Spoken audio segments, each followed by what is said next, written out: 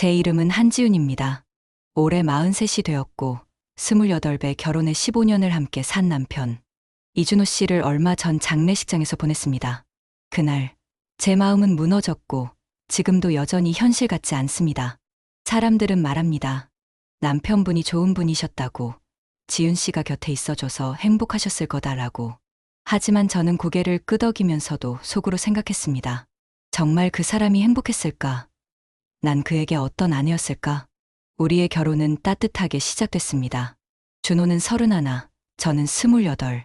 오래 만난 건 아니었지만 참 편한 사람이었어요. 안정적인 직장에 다녔고 말수는 적었지만 묵묵히 챙겨주는 사람이었죠. 부모님도 반대하지 않았고 우리는 자연스럽게 결혼을 결정했습니다. 결혼 초반, 준호는 정말 다정했어요. 출근길에 작은 도시락을 싸주고 생일엔 늘 손편지를 줬습니다. 평생 곁에 있을게라는 그 말, 처음엔 고맙고 따뜻했죠. 그런데 그게 점점 당연해졌습니다. 결혼 5년 차쯤부터였을까요? 저는 일에 치이고 준호는 자영업을 시작하면서 서로 점점 대화가 줄었습니다. 저는 사무직으로 야근도 많았고 집안일이 늘 제 몫이었죠. 그 사람이 바쁜 걸 알면서도 저는 마음 한구석에서 왜 나만 일이 힘들까 하는 생각이 들기 시작했어요. 그 시기부터 저는 마음의 문을 조금씩 닫았습니다. 그 사람도 마찬가지였던 것 같아요. 자주 싸우진 않았지만 서로에 대해 말하지 않았습니다. 어느 순간부터 준호는 퇴근하고 말없이 TV만 봤고 저도 방에 들어가 이어폰을 꼈죠. 그렇게 10년이 흘렀습니다. 우리는 아이가 없었습니다. 결혼 초엔 자연스럽게 기다렸지만 점점 아이 얘기는 꺼내지도 않게 됐어요. 서로에게 기대거나 계획을 세우거나 하는 일도 없었습니다. 같이 살아도 혼자인 것처럼 지낸 시간이 길었습니다.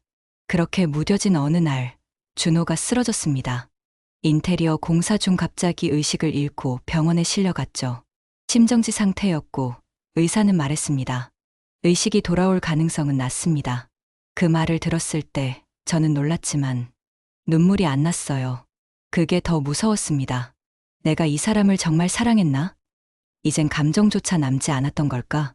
병실에서 준호를 지켜보는 며칠 동안 저는 그와의 지난 시간을 떠올렸습니다.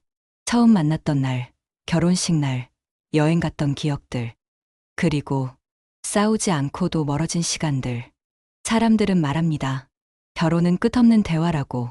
하지만 우리는 너무 오래 침묵으로 버텼습니다. 그리고 장례식 날이 다가왔습니다. 그날 저는 어떤 말을 듣게 됩니다. 그리고 그 말이 제 인생을 완전히 바꿔놓게 되죠.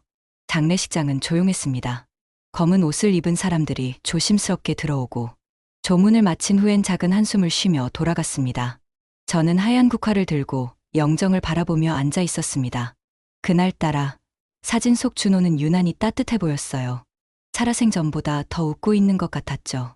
마음이 복잡했어요. 미안함, 후회, 공허함이 뒤엉켜 속이 텅 빈 것 같았습니다. 그때였어요. 조문을 마친 한 여성이 제게 다가왔습니다. 낯익은 얼굴. 준호가 병원에 있을 때 자주 병문안을 오던 간호사였습니다. 그녀는 조심스럽게 말했어요. 지윤 씨 맞으시죠? 병원에서 뵀었죠. 제가 고개를 끄덕이자 그녀는 작은 종이봉투를 꺼냈습니다. 이건 남편분께서 마지막에 저에게 부탁하신 거예요. 꼭 직접 전해드려야 한다고 하셔서요. 저는 얼떨결에 봉투를 받았습니다. 손이 떨렸어요.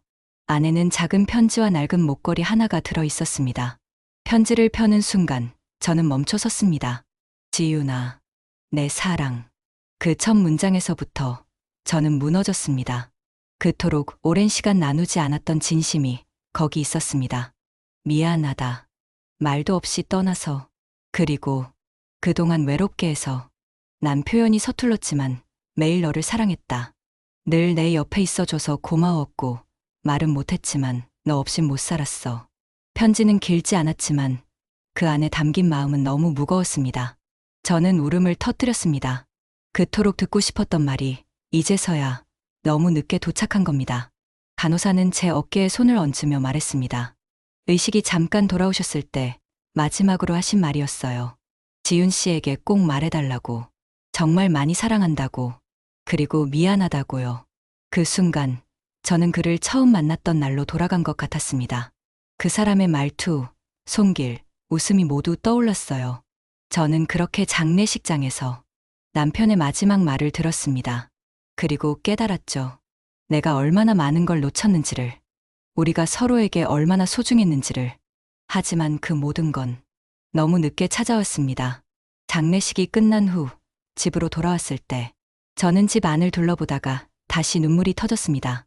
그 사람의 흔적이 곳곳에 남아 있었어요. 슬리퍼, 머그컵, 그의 셔츠, 그리고 현관에 걸린 낡은 열쇠고리까지. 무심코 식탁 위에 편지를 다시 꺼내 읽었습니다. 한 문장, 한 단어가 가슴을 후벼 팠습니다. 그렇게 사랑했는데 왜 그렇게 오래 침묵했을까? 왜 나는 그 마음을 몰라줬을까? 아니, 사실은 알았으면서 외면했던 건 아닐까? 며칠 동안은 아무것도 하지 못했어요. 밥도 제대로 못 먹고 밤마다 혼자 울다 지쳐 잠이 들었습니다. 준호의 마지막 말이 자꾸 떠올랐어요. 말은 못했지만 너 없인 못 살았어. 그 문장이 머릿속을 맴돌았습니다. 그가 그렇게 생각했다는 걸 왜 나는 몰랐을까? 우리는 서로를 사랑하면서도 그걸 말하지 않았고 표현하지 않았어요. 너무 늦게 깨달은 겁니다. 어느 날 작은 상자를 발견했습니다. 서랍 깊숙한 곳에 있던 작은 나무 상자였어요. 그 안엔 우리가 함께 찍은 사진들, 손편지, 그리고 그가 모아온 기념품들이 들어 있었습니다. 첫 여행에서 산 자석, 놀이공원에서 뽑은 인형, 제가 좋아했던 조개 목걸이까지. 그걸 보는 순간 또 한 번 무너졌습니다. 그 사람은 기억하고 있었어요. 아무 말 없이 조용히 우리를 간직하고 있었던 겁니다. 저는 그 상자를 꼭 껴안고 한참을 울었습니다. 그날 이후 저는 결심했어요. 이 감정을 그저 슬픔으로만 남기지 않겠다고. 이 사람이 나에게 남긴 사랑을 이제라도 표현하겠다고. 혼자서라도 그 기억을 붙잡고 살아보자고. 저는 그날 이후 매일 아침 그 편지를 읽습니다. 그리고 말합니다. 준호야, 나도 정말 사랑했어. 그리고 고마워. 그날은 햇빛이 유난히 따뜻했어요. 장례가 끝난 지 한 달쯤 지났을 무렵이었습니다. 오랜만에 바깥바람을 쐬고 싶어 집 근처 공원을 걷고 있었죠. 사람들은 평소처럼 아이를 데리고 산책하고 연인들은 손을 맞잡고 웃고 있었어요. 그 모습을 보며 저는 처음으로 나도 저런 평범한 하루가 그리웠구나라는 생각을 했습니다. 준호가 떠난 후 세상은 그대로였지만 제 시간은 멈춰 있었어요. 그런데 그날 조금씩 다시 걷고 싶다는 마음이 들었어요. 그렇게 걸으며 저는 핸드폰 사진첩을 열었고 준호와 함께한 사진들을 하나하나 정리하기 시작했습니다. 삭제가 아닌 정리였어요. 마음속에 영원히 간직하겠다는 뜻으로 따로 폴더를 만들어 우리의 시간이라 이름 붙였죠. 그리고 돌아오는 길, 집 앞 카페에 들어가 조심스럽게 커피 한 잔을 주문했습니다. 준호와 가끔 앉아 이야기를 나누던 자리, 그 자리에 앉아 창밖을 보며 조용히 말했어요. 잘 지내고 있어, 준호야? 나 오늘 처음으로 나왔어. 그 말을 하자 괜히 눈물이 날 것 같았지만 참았어요. 이제 울기보다는 그 사람의 마음을 품고 살아가기로 했으니까요. 며칠 뒤엔 또 하나의 용기를 냈습니다. 오래전부터 다니고 싶었던 수필 교실에 등록한 거예요. 그 사람과 함께했던 시간들을 글로 남기고 싶었거든요. 잊지 않기 위해, 그리고 언젠가 누군가에게 제 이야기가 위로가 될 수 있기를 바라며. 첫 수업 날 선생님이 물으셨어요. 왜 글을 쓰고 싶으세요? 저는 대답했습니다. 사랑했던 사람의 진심을 너무 늦게 알게 되었어요. 그래서 잊지 않으려고요. 그리고 남기고 싶어요. 그 사람도 저도 그렇게 사랑했었다는 걸. 교실 안은 조용했지만 선생님의 눈빛은 따뜻했습니다. 그 순간 저는 준호와의 시간을 글로 남기겠다고 다짐했어요. 그렇게 조금씩, 아주 조금씩 저는 살아가기 시작했습니다. 완전히 괜찮아진 건 아니지만 매일 아침 그의 편지를 읽고 커피를 마시고 걷고 글을 쓰며 다시 하루를 살아갑니다. 수필 수업은 매주 목요일 조용한 작은 문화센터 2층에서 열렸습니다. 5명 남짓한 사람들이 모여 서로의 이야기를 나누었고 저는 그 자리에 앉아 매주 준호와의 추억을 글로 꺼내 놓았습니다. 첫 번째 글의 제목은 도시락 속 마음이었습니다. 결혼 초 준호가 매일 싸줬던 도시락에 대한 이야기였죠. 반찬은 소박했지만 저는 그 도시락에서 사랑을 느꼈다고 썼습니다. 아무 말 없이 도시락을 내밀던 그 사람의 손, 뚜껑을 열면 늘 들어있던 계란말이. 저는 그때는 몰랐어요. 그 소소한 정성이 얼마나 깊은 마음이었는지. 제 글을 읽은 후 선생님은 조용히 말했습니다. 표현이 참 절제되어 있어요. 그래서 더 와닿네요. 마음속에서 천천히 꺼낸 느낌이에요.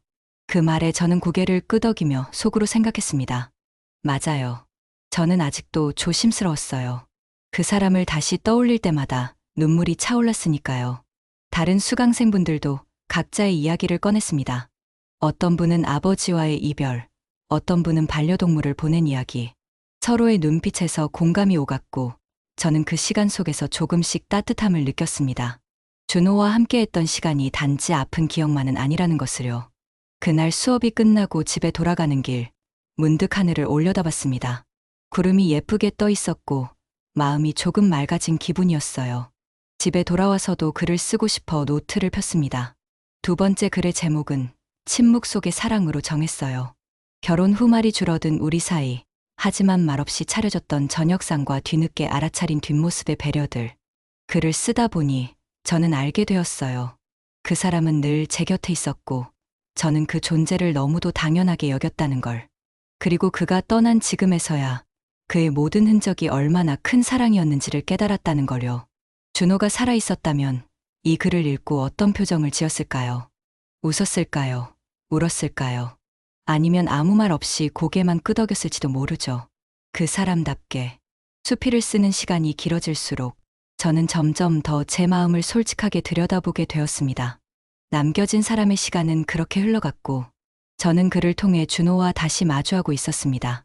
그날은 평소보다 더 쓸쓸한 저녁이었습니다. 수필 수업을 마치고 돌아와 식탁에 앉았는데 왠지 모르게 눈물이 났어요. 갑자기 생각났어요. 아직 정리하지 못한 서랍 하나가 있다는 걸요. 준호의 책상 맨 아래 서랍. 그 서랍은 괜히 건드리기 싫어 몇 달 동안 열지 않았습니다. 그 안엔 뭔가 중요한 게 있을 것 같으면서도 들여다보면 마음이 무너질까봐 겁이 났거든요. 하지만 그날은 무슨 용기였는지 조용히 열어보기로 했습니다. 서랍 안에는 오래된 파일들, 메모지, 그리고 낡은 노트가 하나 있었습니다. 그 노트를 꺼내 펼쳤을 때 제 눈에 익숙한 글씨가 들어왔어요. 준호의 손글씨. 지윤에게. 언젠가 내가 먼저 떠난다면. 심장이 쿵 내려앉았습니다. 조용히, 천천히 노트를 넘기며 한 글자씩 읽기 시작했어요.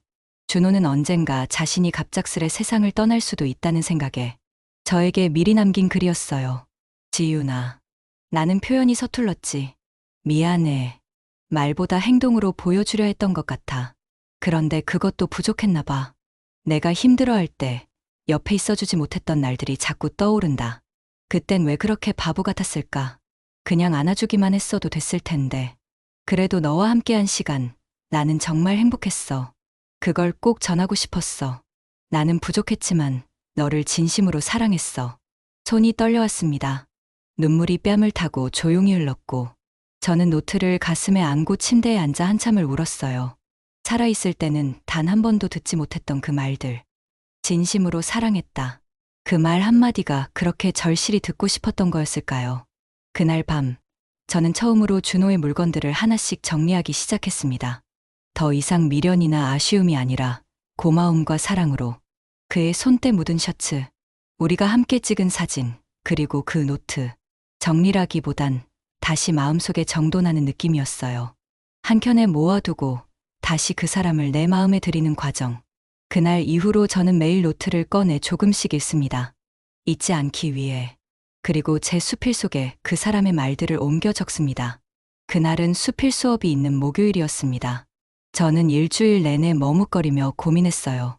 준호가 남긴 편지를 글로 옮겨 발표하는 게 맞는 일일까? 너무 사적인 건 아닐까?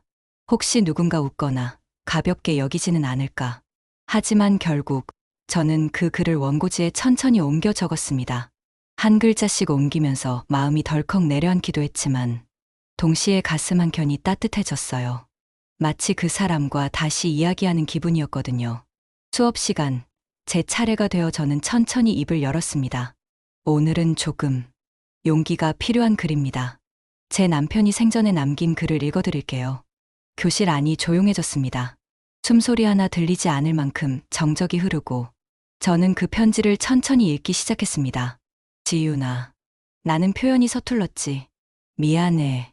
말보다 행동으로 보여주려 했던 것 같아. 한 문장, 한 문장 읽어 내려갈수록 제 목소리는 떨렸지만 꾹 참으며 끝까지 읽었어요. 눈을 들자 수강생들 모두 조용히 고개를 숙이고 있었습니다. 어떤 분은 눈가를 훔치고 있었고 선생님도 한참 말을 잇지 못했습니다. 그 정적을 깨고 선생님이 조용히 말했습니다. 오늘 글은 정말 귀한 시간을 나눠주셔서 감사합니다. 이건 단순한 수필이 아니라 마음의 기록이네요. 들려주셔서 고맙습니다.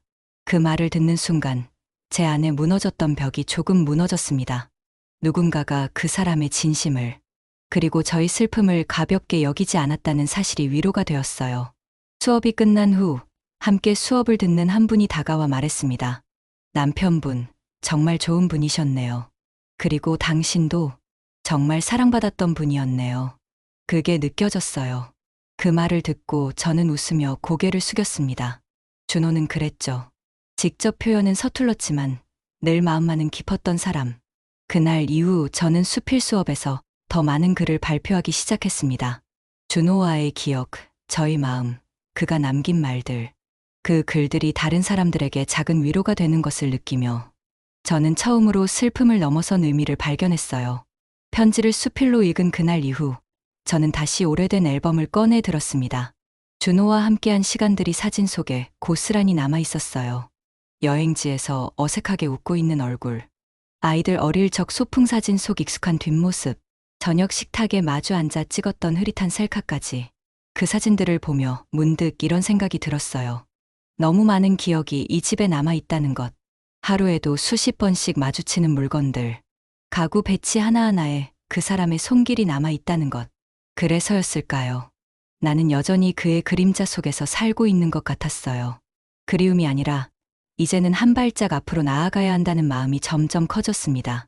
며칠 동안 고민 끝에 저는 작은 결심을 했습니다. 이 집을 정리하고 새로운 공간에서 다시 시작해보기로. 아이들에게도 조심스럽게 말했어요. 엄마, 그냥 이 집에 있어도 괜찮은데. 라고 말했지만 그들도 이해해줬습니다. 엄마가 이제는 자신만의 시간을 살아야 한다는 걸. 이사 준비는 생각보다 시간이 오래 걸렸어요. 사진을 정리하고 책을 나누고 옷장을 비우는 매 순간이 하나의 의식처럼 느껴졌습니다. 준호의 셔츠 한 장, 낡은 머그컵 하나를 버릴 때마다 마음속에서 작별을 고하는 느낌이었죠. 이사 당일 아침 집 안을 둘러보며 마지막으로 인사를 했습니다. 준호야, 고마웠어. 너와 함께한 이 집 평생 기억할게. 이제는 나 혼자서도 괜찮아. 너도 그걸 원하겠지? 창문을 열어 바람을 한번 맞았고 빈집에 다시 한번 눈길을 줬습니다. 이제는 눈물이 나지 않았어요. 오히려 마음이 평온했어요. 모든 것이 제자리를 찾은 듯한 기분. 이별이 아니라 새로운 시작이라는 걸 조금은 느낄 수 있었거든요. 이사한 집은 아담하고 조용한 동네의 작은 아파트였습니다. 창문 너머로 나무가 보이고 오후 햇살이 따뜻하게 들어오는 집. 그 공간에서 저는 다시 글을 쓰기 시작했어요. 준호와의 추억을 품은 채 이제는 제 이야기를 써나가기 위해. 이사 온 첫날 저는 낯선 공간 속에서 한참을 멍하니 앉아 있었습니다. 짐을 다 풀지도 않았는데 괜히 커피를 내리고 식탁에 앉아 창밖을 바라보았어요. 조용한 골목, 나무 사이로 부드럽게 들어오는 햇살, 지나가는 아이들의 웃음소리. 익숙하진 않았지만 묘하게 편안했습니다.